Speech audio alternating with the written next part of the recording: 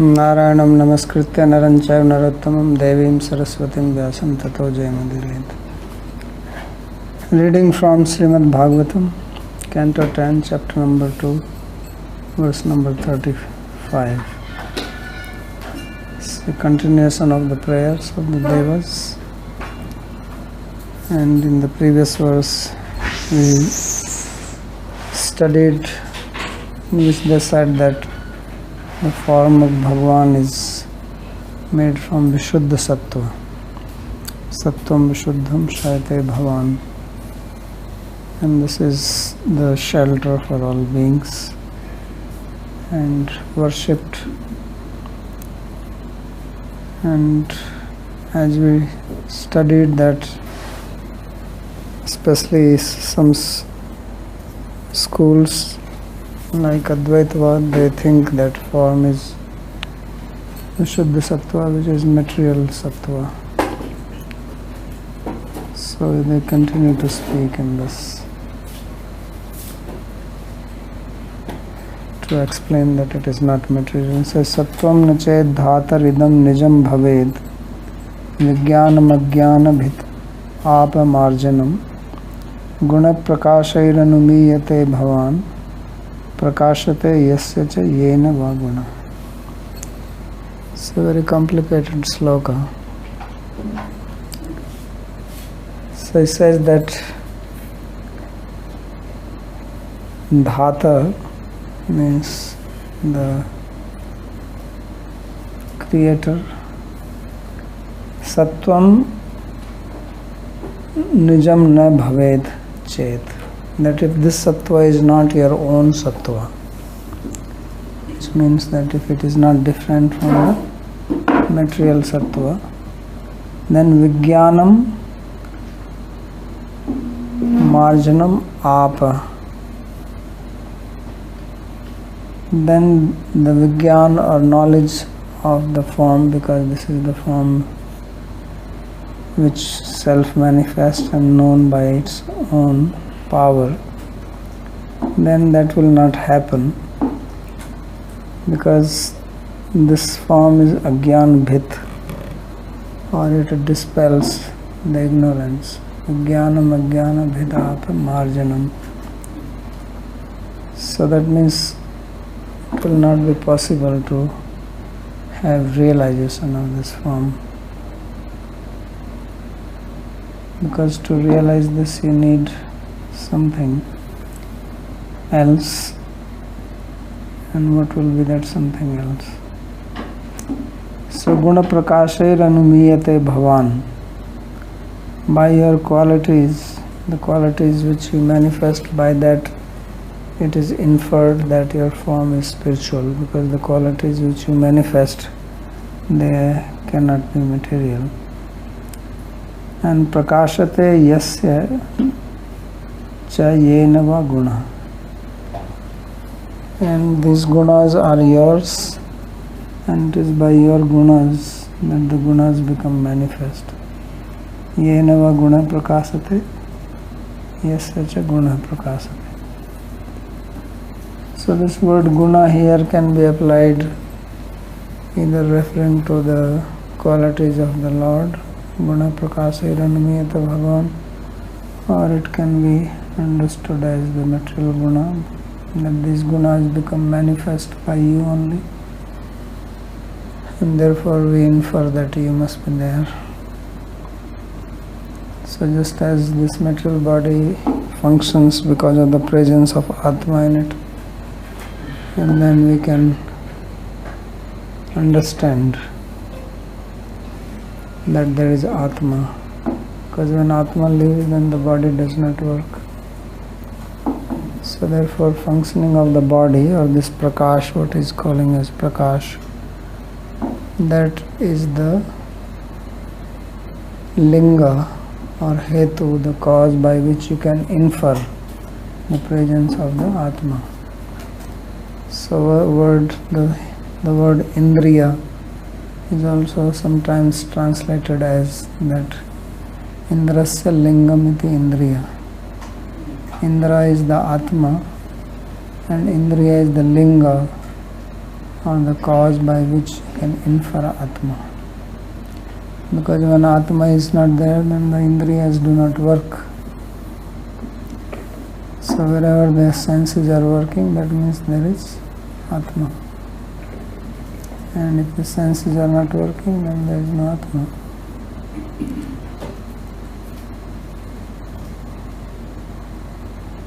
So in the same way, these gunas, they function by his presence. Whether guna refers to the material gunas, sattva, rajas, tamas, or if you take gunas as characteristic of Krishna, then by that also you understand that gunas must belong to his body, because gunas are not without the body. So therefore can be taken. So let's read the commentary. Nanu kechid darshanika madavapuhu prakrit sattvamayameva manyante.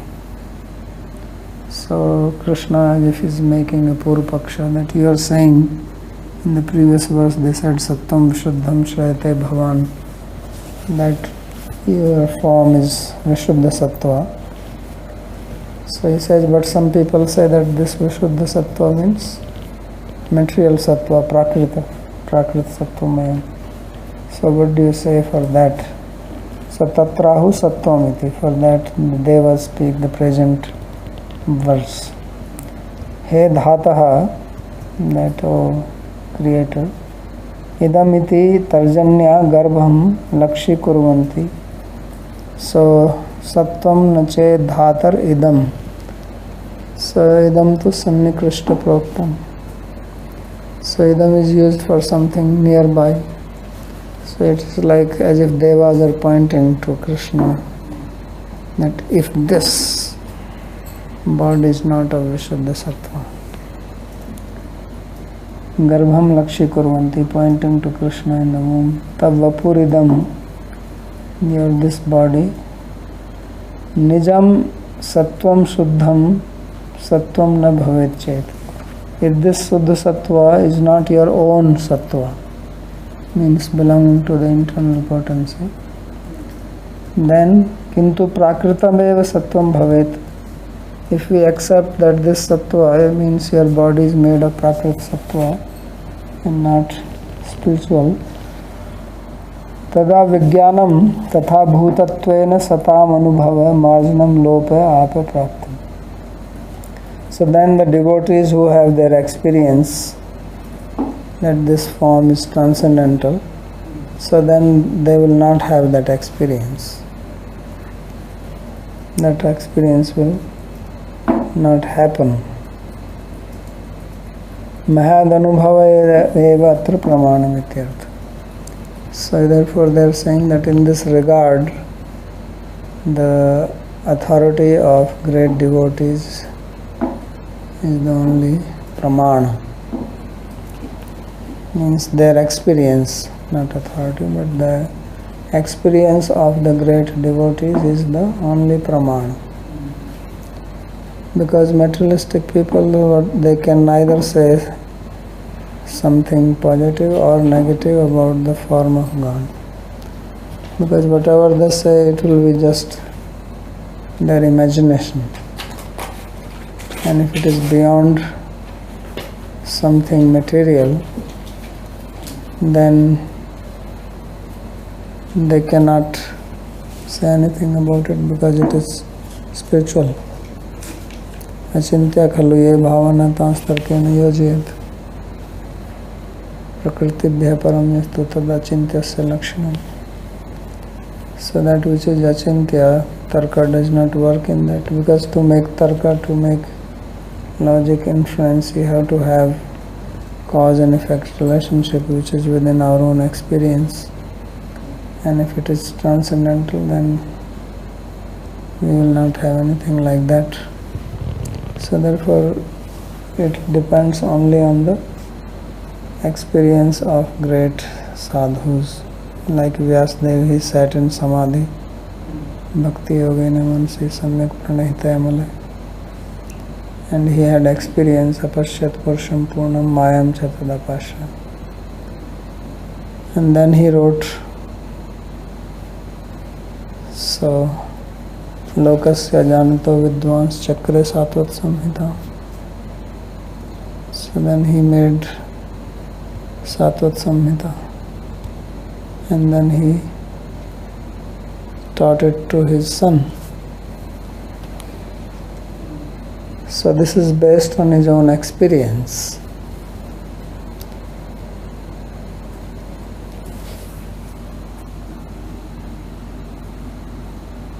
Vijnanam kidrisham.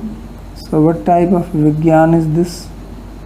Means their experience. Ajnana bhit, ajnana nivartakam iti, that which removes ajnana.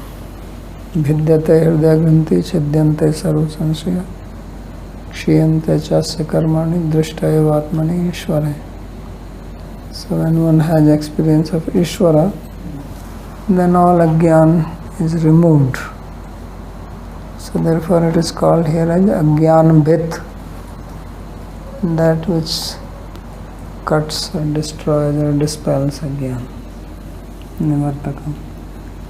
Tvadvapusho vishuddha sattvatvena vijnana matradeva sansaro nivartate.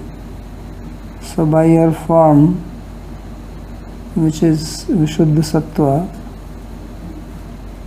by its vijnana, means by its experience, the material world is removed, means one becomes free. Tadrisha vijnanasya pramanyam na shankyam iti bhava. So one should not doubt the authority of this type of vijnana or realization, because this is self-manifest. It cannot be defied or refuted or confirmed by anything else. That is the meaning of something which is self-manifest or self-luminous. It does not depend on anything else for its validity. Kinchatra pramanantram api asti tyahu guna prakashair yas.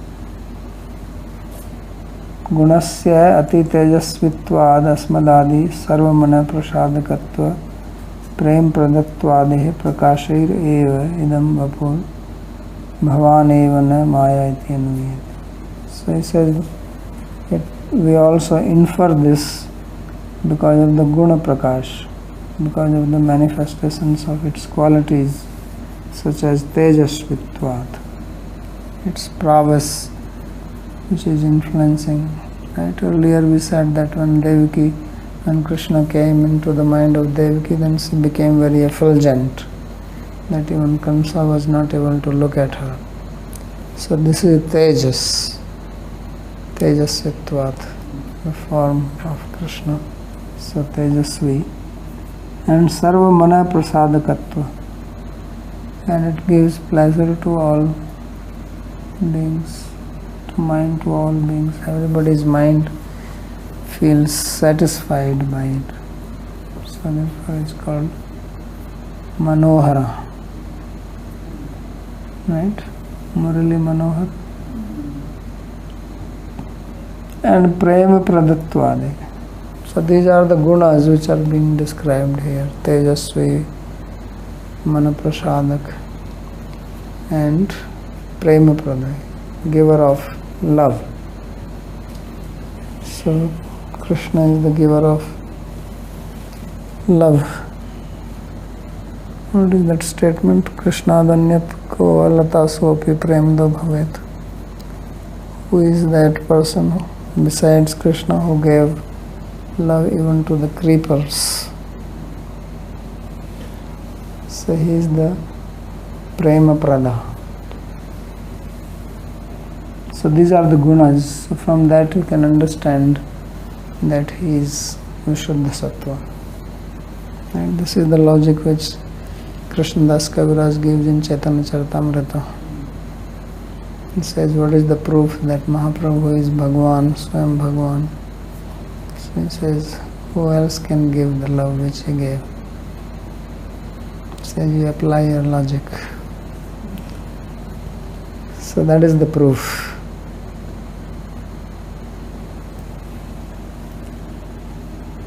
So others can give other things, but prema he gives. So therefore, idam vapur bhavan eva na maya. So therefore, this form is only you and not maya. Means it is not made of the gunaja prakriti, as is understood by some others, darshanikas. Samprati asmabhirapi ityarth. So he says that even we are also experiencing this. Tathahi yasya cha guna. So prakashate yasya cha yena va guna. So yasya cha guna yena va guna. So the gunas are his, and it is by his body that the gunas manifest. Yasyeva gunaha prakashate chinmayatvat. So he is chinmaya, and therefore it is only his gunas which are manifest, because for something to manifest there has to be some consciousness behind it.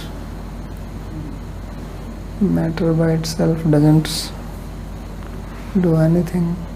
Even for Prakriti to be transformed there has to be Purusha. So only when Chinmaya is there, then things become illuminated. So the illumination comes from him or his body, because it is Chinmaya. Na Prakritir Jadyat. So not from the Prakriti guna. Why? Because Prakriti is Jada. So the Prakasha, although we say that Sattva Gun brings Prakash, right? That's what we say, Prakashakam Anamayam.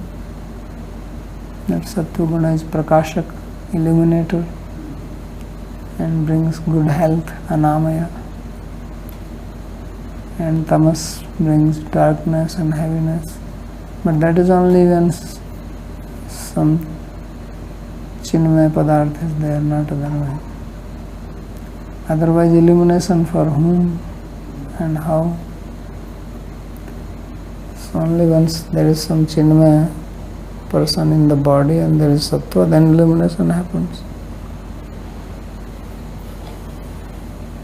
So he says that Prakritir Jadyat, Prakriti is Jada, Prakasha api prayojaka sapekshatvacha. So even the Prakasha, for illumination, you need consciousness. So he is the prayojaka.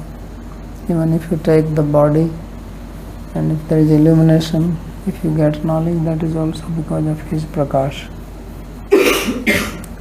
And yenava Suddha Sattvena eva hetuna prakashate natu prakritattvena. So Prakash comes only because of the Shuddha Sattva and not because of the material Sattva. Which means that material Sattva, it functions only by the support of the spiritual Sattva, not independently. Otherwise it can remain Jada, inert, dull matter. Ateva vakshate yasyavatara jnayante sharirishu sharirinah taistairatullya atishaye virya deheshu asangate. So he says that his avatars are known. His who is ashariri, means who does not have material body. The avatara is known in bodies where you see atulya atishaya virya, means immeasurable power, virya,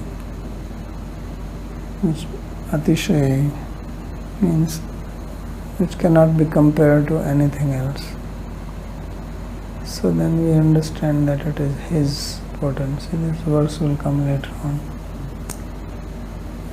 So this is one way of taking the guna here, guna prakasa here as his quality. It can be also explained in another way. That is the second explanation. Idam nijam sattvam shuddha sattvatmakam tavapu na bhavet na avir bhavet chet tada agyan bhit vigyanam aparoksh anubhavo marjanam apanashameva prapta.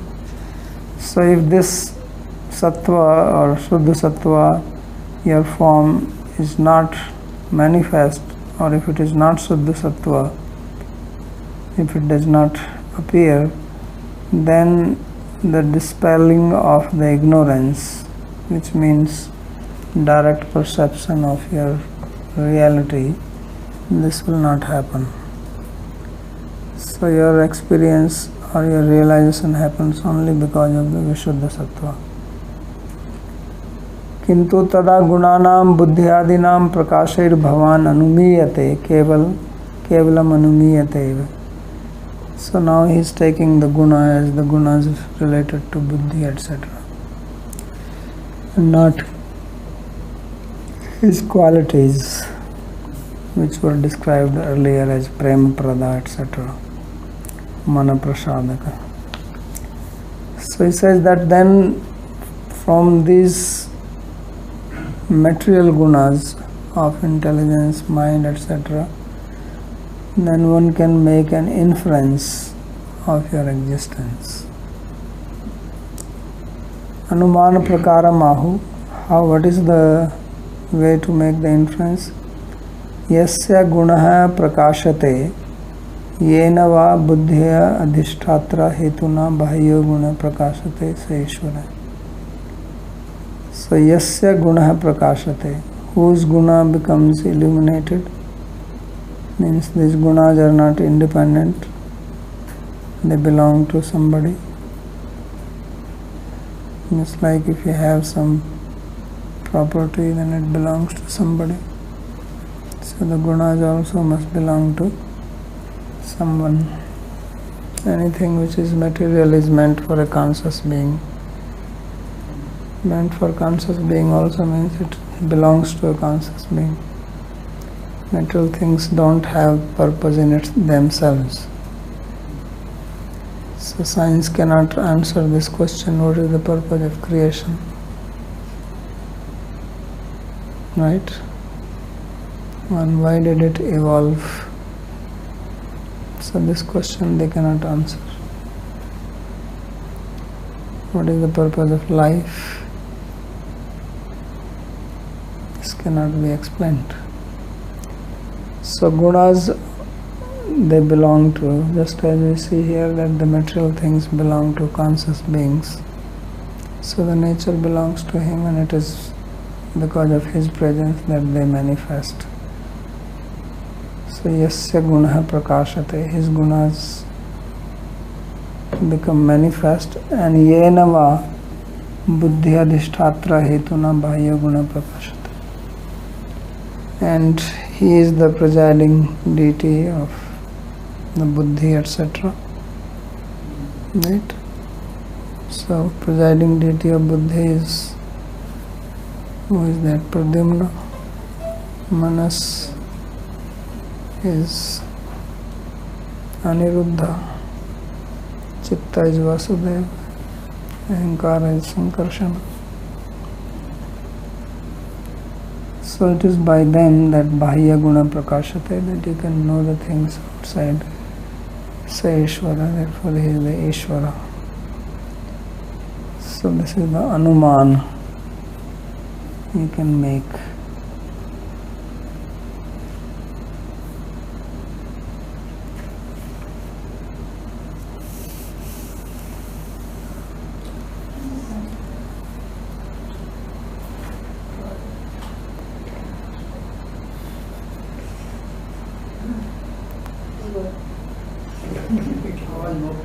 तो उसका क्या हो गया? वो चल ही नहीं रहा था. So this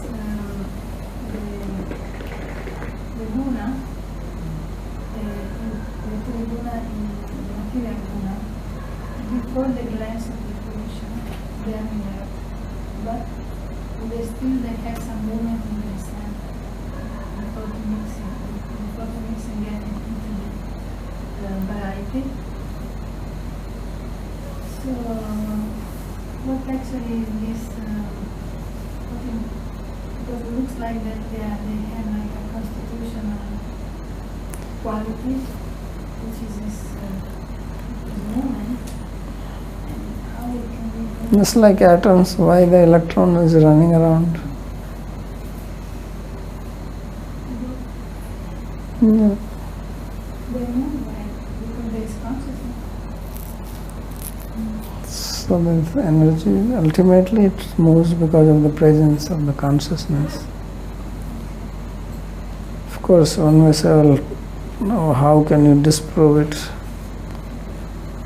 So there is no way to disprove it. Right? That's the principle of Karl Popper, principle of falsification. So you cannot falsify because you cannot have anything without God. To disprove that, well, look, without him it cannot work. Because that's not possible. So we have to just depend on Shastra. But at least we can understand that in this physical body, Atma is not there, then body does not work. Could you just do the translation of the verse again? Which one? This is Sattvam Nache.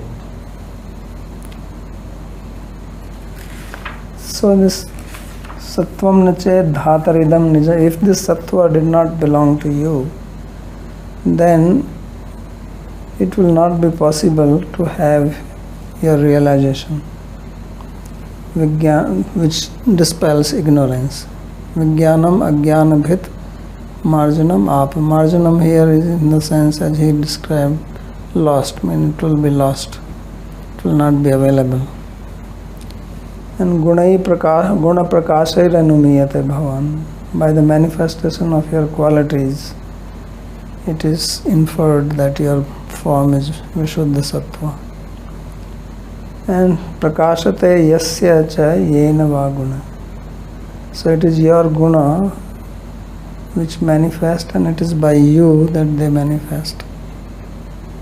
So that's how it is translated, but then this guna can also be applied in another way.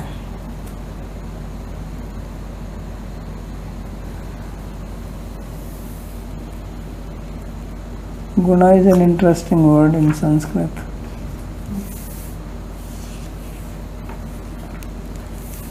It's liable to be interpreted in different ways.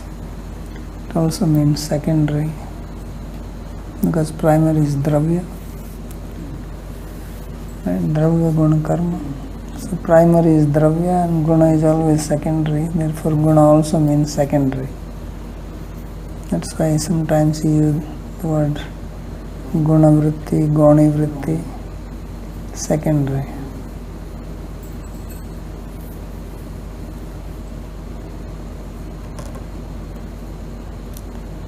So now they say nanam rupe gun janma karma bhir nirupitavye tav tasya sakshinaha manovacho bhyam anumeye vartmano deva kriyayam pratiyanti yathapihi. These slokas are very difficult, complicated. Yeah, these slokas are really difficult ones. The way they are composed, this previous one and also this one. Number 34 was also a difficult one, but not so one. This 35 and 36, both are very complex. Because the words which are used are such that. They both have anuma in them. Yes. So nanam rupe gun janma karma bhir nirupitavye tav tasya sakshina. Now if you see the translation, it looks very weird. He says that your name and your form cannot be described by your qualities, by your birth and by your action. Right? You will think it other way around. said the other way around, no? Hmm? He just finished saying the previous verse that by the gunas you're supposed to understand. Anuma. Anuma. Now he says that you can. It is not nanam rupe gun janma karam bhir nirupitavye tav tasya sakshina. And now who is the sakshi? Is it the jiva or is it he himself? Who is that? So the meaning is that the jiva, the conditioned living being, he cannot really ascertain your name and form by seeing your qualities, activities, and your birth. They can do it in the previous sloka, devas can do it, but the ordinary jiva he cannot. Therefore, when Krishna came, ordinary people did not understand him by seeing his birth, his activities, his qualities. They could not understand his name and form. And mano vachobhyam anumeya vartmano deva, he deva, kriyayam pratiyanti athapi. So by manas means by logic, by speech,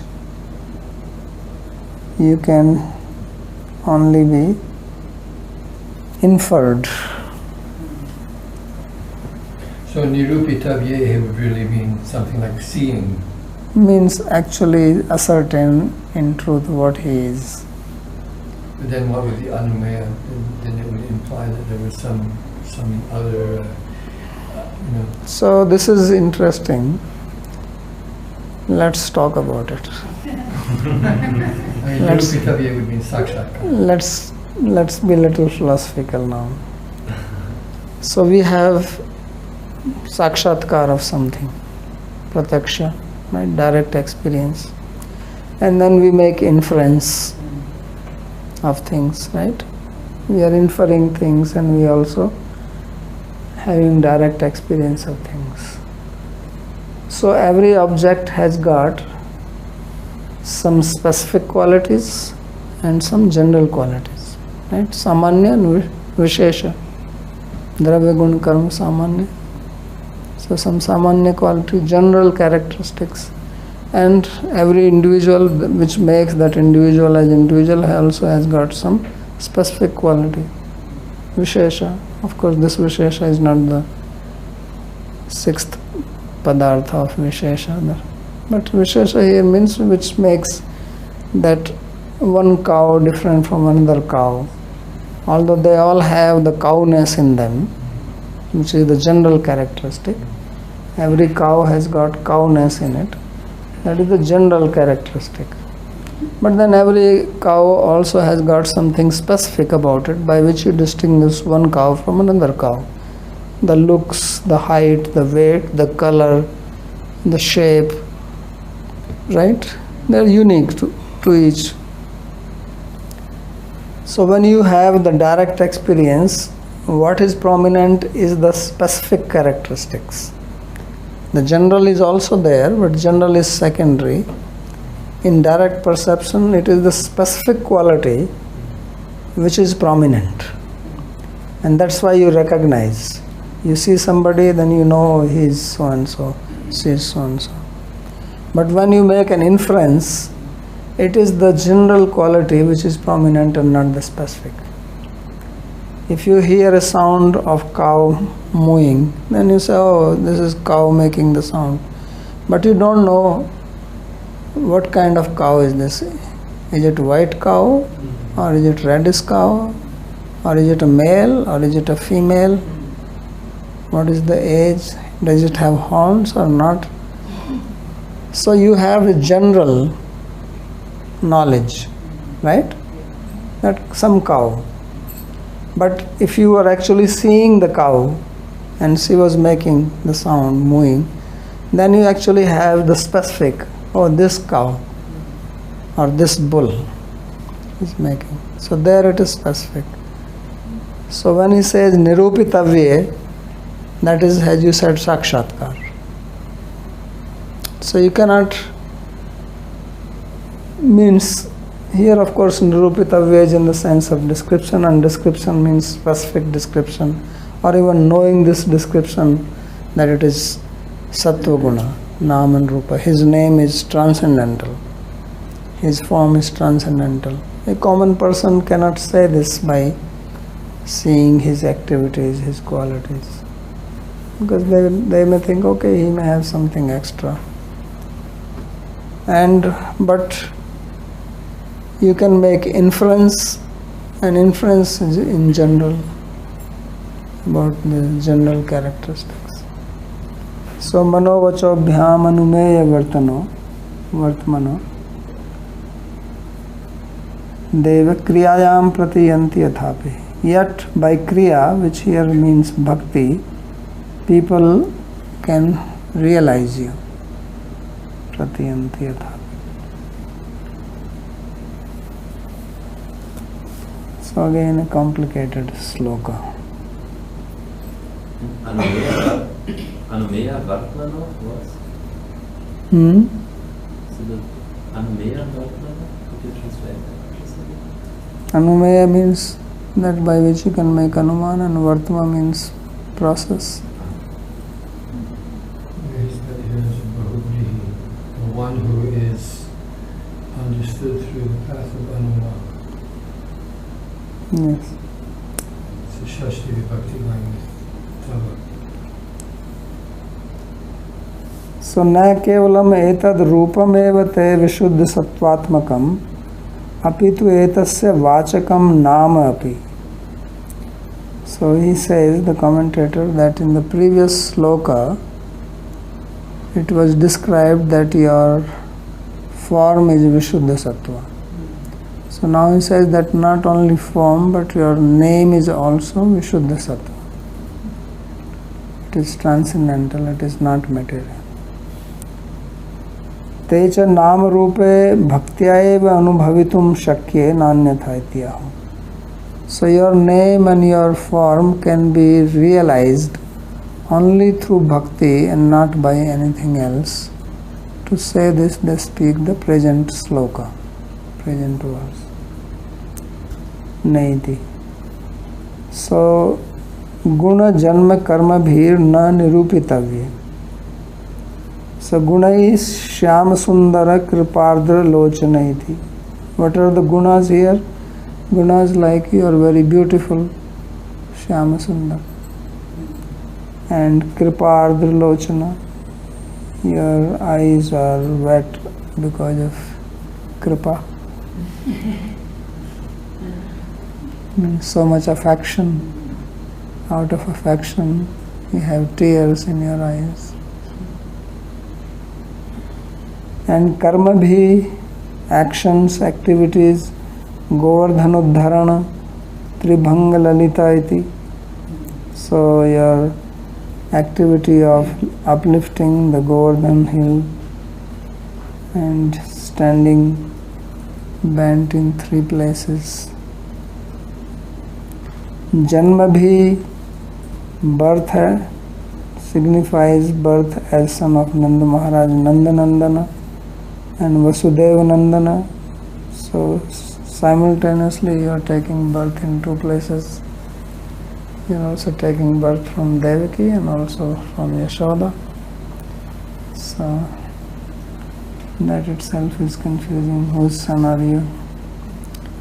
ये तब नाम रूपे ते यद्यपि यथा कथंचिद वाच्य ध्येये भवतः तदपि साक्षिणो विषयद्रष्टु जीवस्य निरूपितव्ये साक्षाद अनुभवनीय माधुर्येण भवतः.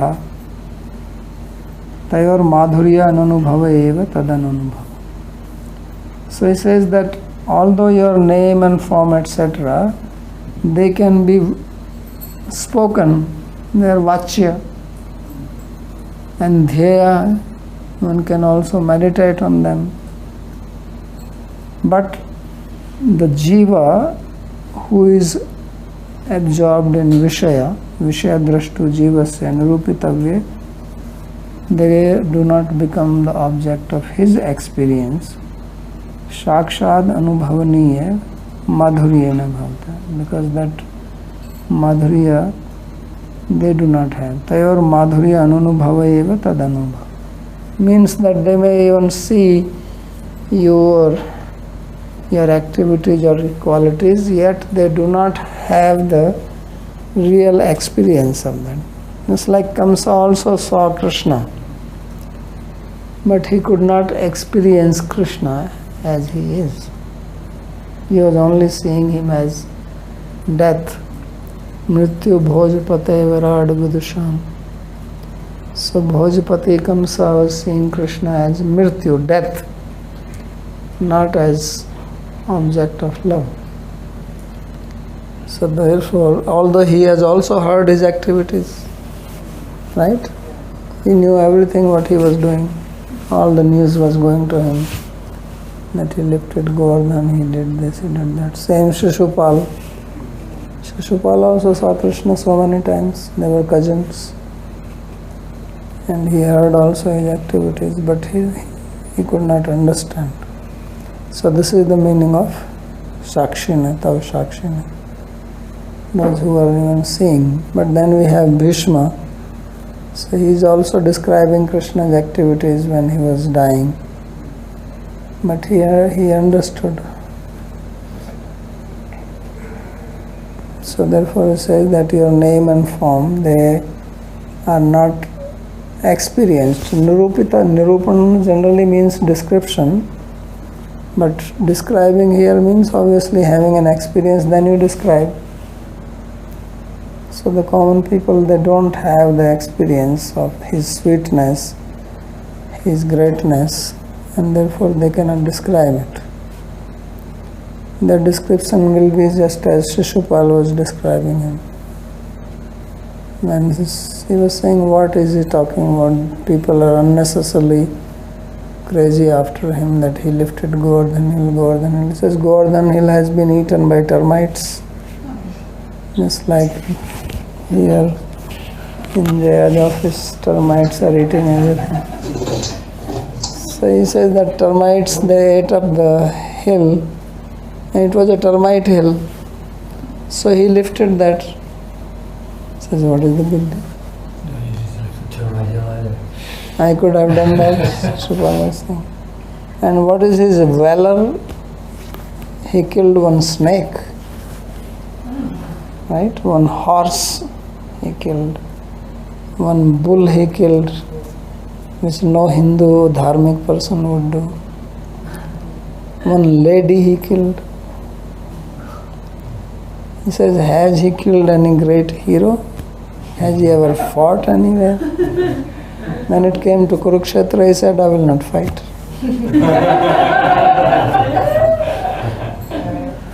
Right? So that is his heroism. And now this old guy, Bhishma, who has lost his head completely, he is recommending that you should worship Krishna as the first Agra Puja. He says, this is ridiculous. And everybody is just following. He says, what is this? No freedom of speech here?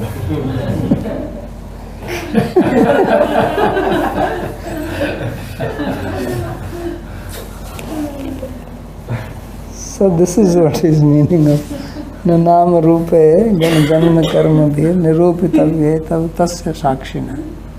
So these people cannot understand, because this is Vishuddha Sattva.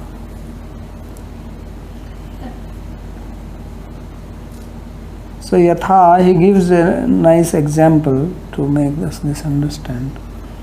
Yatha Pitta Dushita Rashana Janena Charvitasyapi Matsyandika Khandasya Swada Alabhad Ananubhavev Evam cha Bhakti Rahit Jiva Kartrik Anubhav Ashaktereva Hetor Nam Rupyor Dvayorapi Vishuddha Sattvatmakatvam Avgatam Iti Bhava. So he says that just as somebody who has jaundice, then that person, if you give him sugar candy to eat, so he eats. It's a fact. He is eating, he is also chewing it, he is swallowing it. but he cannot get the taste of sugar candy as sweet because of the disease of jaundice. Because a person who has jaundice, his taste changes. He doesn't taste sweet things as sweet. So like that, people who are conditioned materially, even if they see Krishna, they cannot see his sweetness. They cannot taste his sweetness. And therefore they think, well, this looks like this person, this sugar candy, why are you giving me this? Don't you have something better to give? You give him some ghevar. No, the ghevar season. You will say, hatao isko. So no taste in it. So therefore they are unable to, they do not have the ability. Why? Because sweetness of Krishna is experienced only through bhakti, through devotion, through love. And those who do not have bhakti, they cannot taste his sweetness. Just as one who is sick with jaundice cannot taste sweet. So therefore they are unable to understand that his name and his form are transcendental. His name is not material, his name is not like name of other living beings, his form is not like the forms of materialistic people. So thus they cannot understand that this is Vishuddha Sattva, which was described earlier.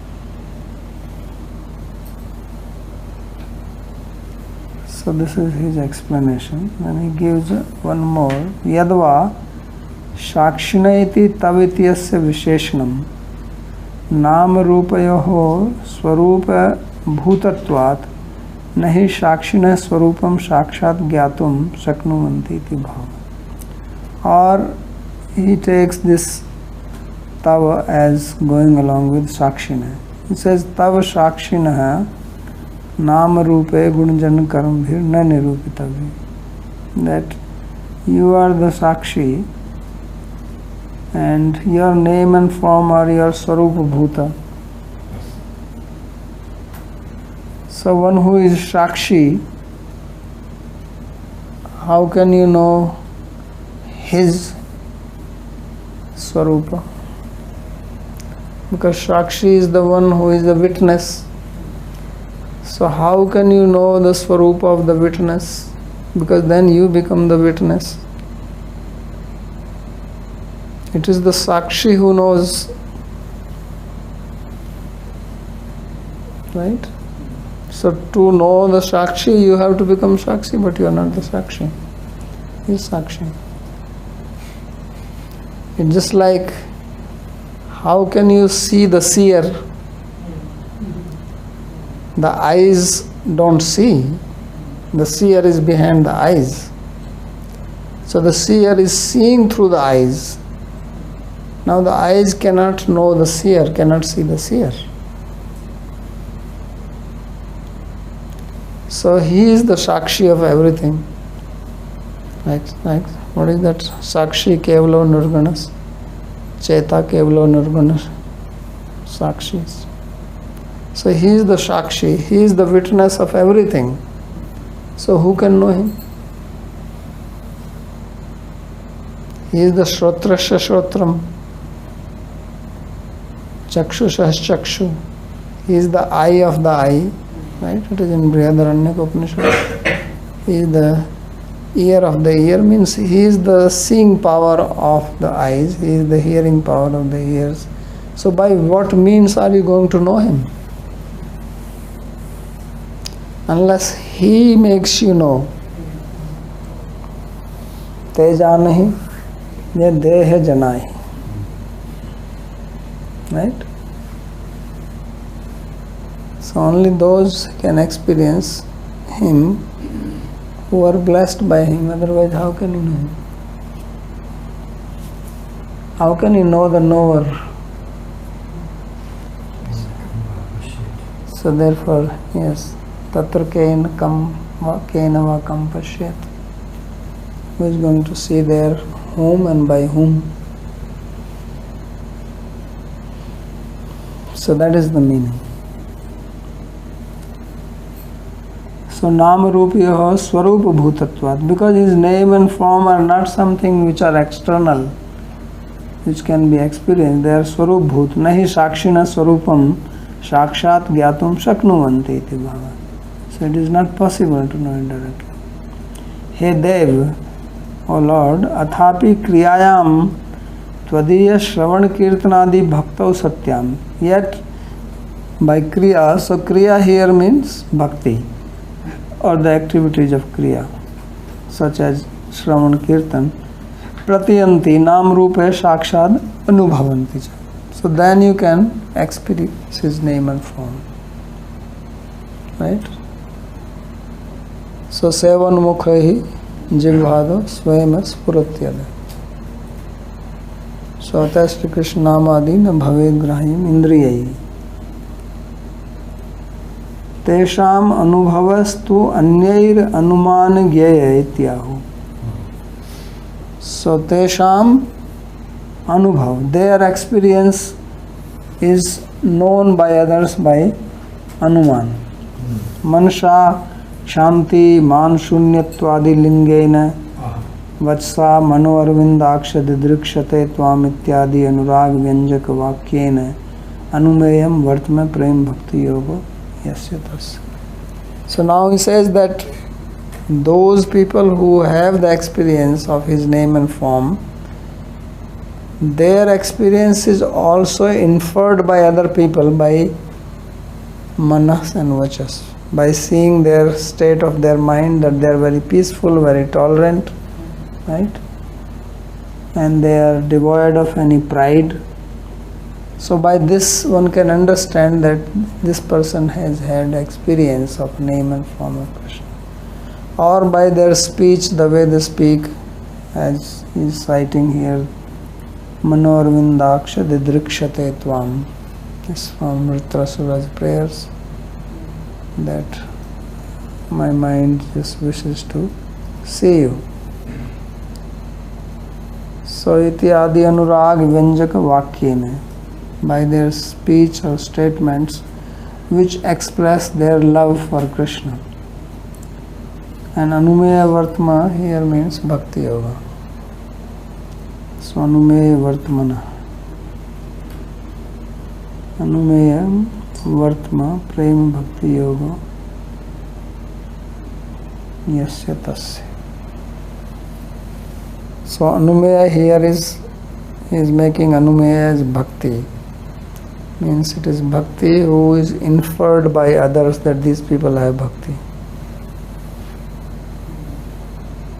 And Vartma is Yoga, Bhakti Yoga. So it's like saying that you can't know yourself whether you have bhakti, but you can divine it in somebody else. Is that it? No. You can know, but you have Bhakti, that is inferred by others. Others cannot know that you have Bhakti. They can only infer. Can I infer that I have Bhakti? Because I'm going to say that I don't have Bhakti. No, why you have to infer? You have it. You have the direct experience of it. It's like, can I infer this computer? Computer is you're seeing with your eyes. Why you want to infer it?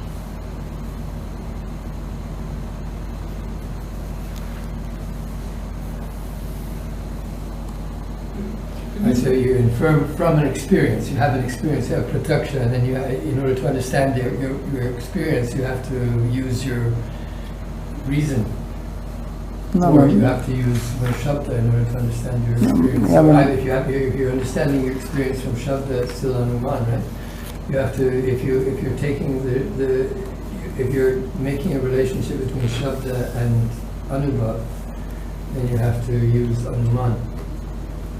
No, but there is no need of that. When you have an experience, then you don't need to make anuman. What you are saying is something like this, that you have read that sugar is sweet, right? And then now you are tasting sugar, and then you are making an inference that I am really eating sugar. That's what you are saying, right? Well, no, I'm inquiring because of the question, do I have bhakti? So now if I say I'm experiencing something that I think is like bhakti, Hmm. if someone says to me, Hmm. you have bhakti, then I would have to say, no, I don't have bhakti. Because because for me bhakti is something far grander than anything that I have experienced. Yes. So now what is your question? So my question is that I cannot understand, because I'm the sakshi of my own experience, that I can't really understand the reality of my own value. Let's say I can't understand my value as a devotee, but I can recognize it in someone else. If someone says to me that you're a devotee, then I have to say, well, I'm not humble.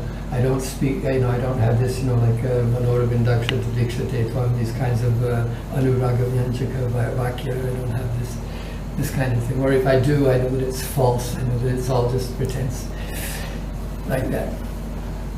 Yeah, you can say that, but that's not what the sloka is saying. What sloka is saying is that those who have had the experience, then they have the experience and others know this only by inference. That's what it's saying.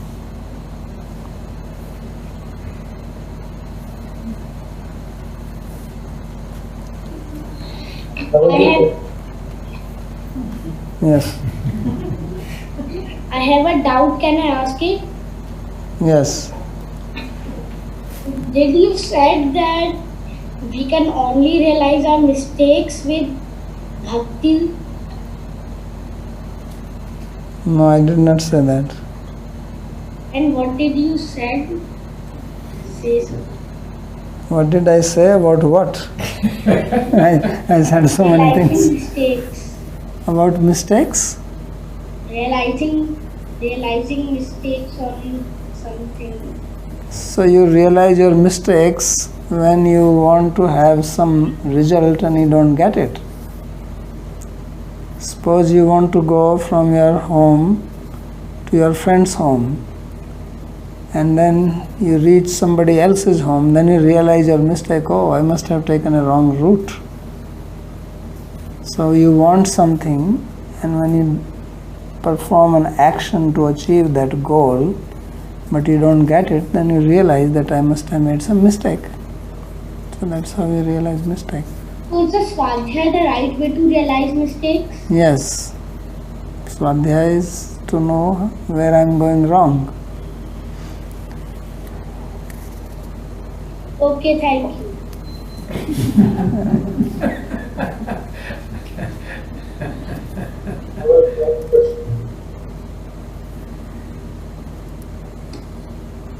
Yes. So maybe I start with a summary of what this lecture was complex, so I just want to summarize it. And maybe you tell me if that's correct and then ask the question. So it seems that there are three types of people. One type of person whom Bhagavan gives his darshan, but also gives bhakti. They can understand his. Can you increase the voice? Can you hear me? Well, the voice is not very clear. Yes, let's see. Maybe you could go more close to the microphone. So there are three types of people. One type of person whom Bhagavan gives darshan, but also gives his Guru Shakti, so he can understand or she can understand that Bhagavan is Vishuddha Sattva. There's another type of person whom Bhagavan gives darshan, but does not give his Swarup Shakti, so they cannot understand that he is Vishuddha Sattva. And then there is a third type of person whom Bhagavan neither gives darshan, but does not give darshan, but these people are aspiring for his bhakti, and so they notice the first type of person and they say, oh, these people have experience of Bhagavan, so they must have bhakti. That what's going on? Yeah, you can say like that, but the proper way of saying would be that those who have bhakti, only they can have proper understanding. And those who don't, if they have darshan of Krishna, and of course without bhakti you cannot have darshan.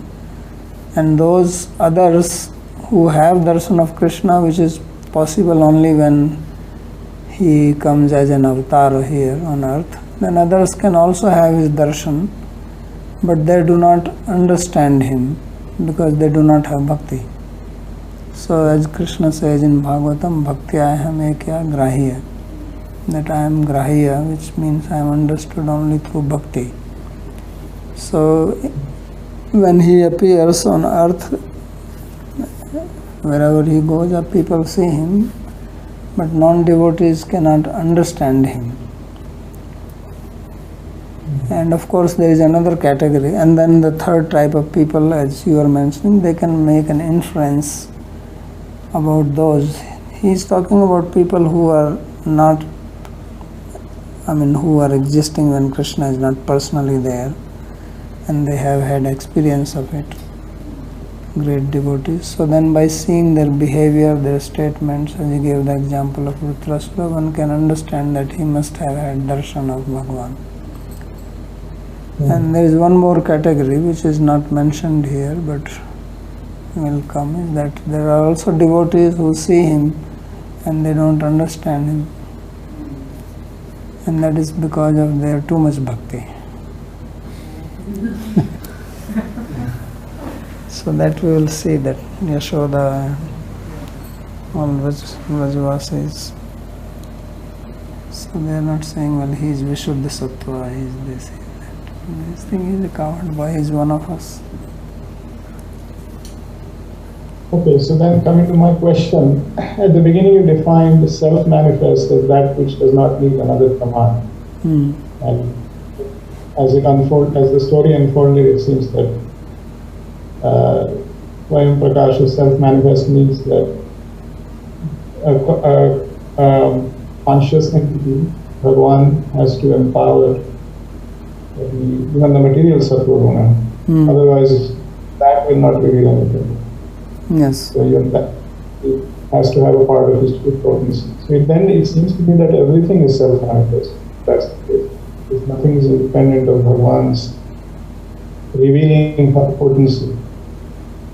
Yeah, but if everything is like that, then you yourself are saying that the material sattva is functioning by his power, so then material sattva is not self-revealing. Because it needs his input.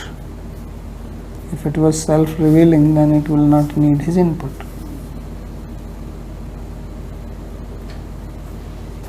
Yes, I agree with that. I guess what I'm saying is every cognition depends on Bhagavan's Swarup Shakti. Is that correct to say? Yes, ultimately it all depends on his Swarup Shakti only, but then we make a distinction that when that cognition which you are having, if it is not directly related to him in the sense that you are not using this for his seva, then we call it as material cognition. Means if you are the person who is cognizing, if his awareness is not centered on Krishna, then his actions and his cognitions are considered as material and not related with Swarup Shakti, although they are also happening by the power of Swarup Shakti only. So that's how the distinction is made. So that's why now when we perform sadhana bhakti, why do we say that this sadhana bhakti is also transcendental, when we are actually utilizing the same body, mind, senses which we have like anyone else? So that is because the intention is for Swarup Shakti, which is actually the original source of all action and all cognition.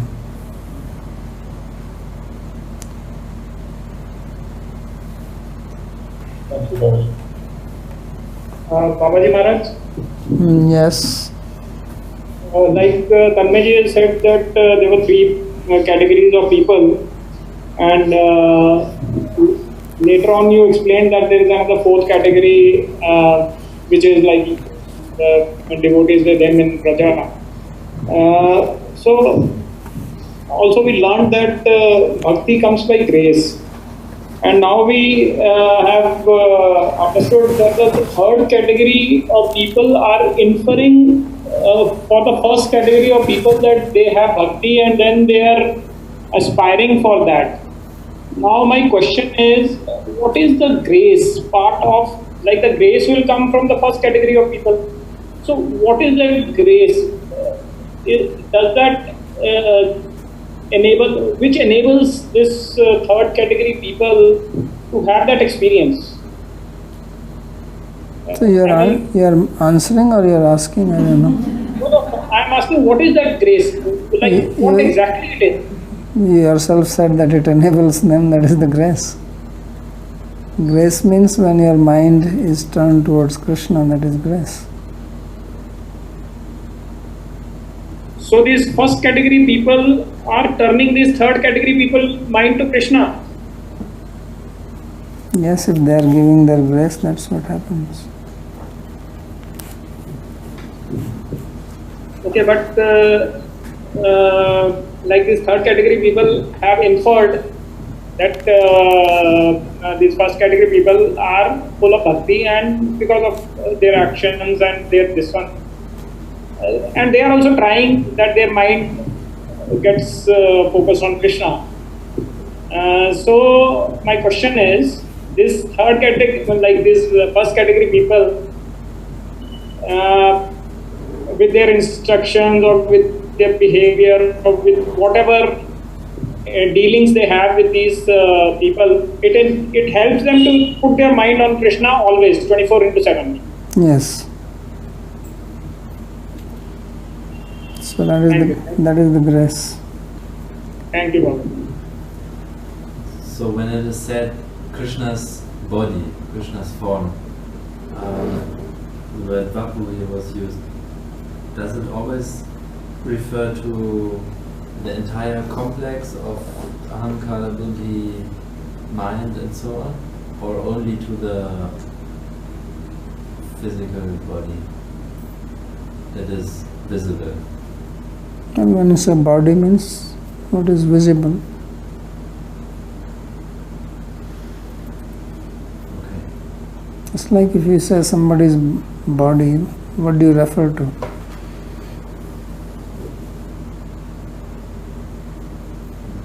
Same here.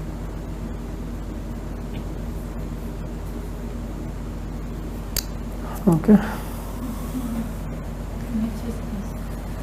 What is the significance of his body being bent in 3 places?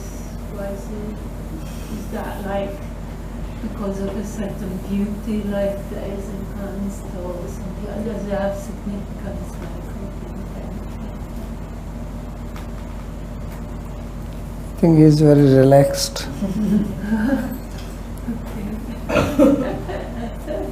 If you have to stand for a long time, you cannot stand straight, isn't it?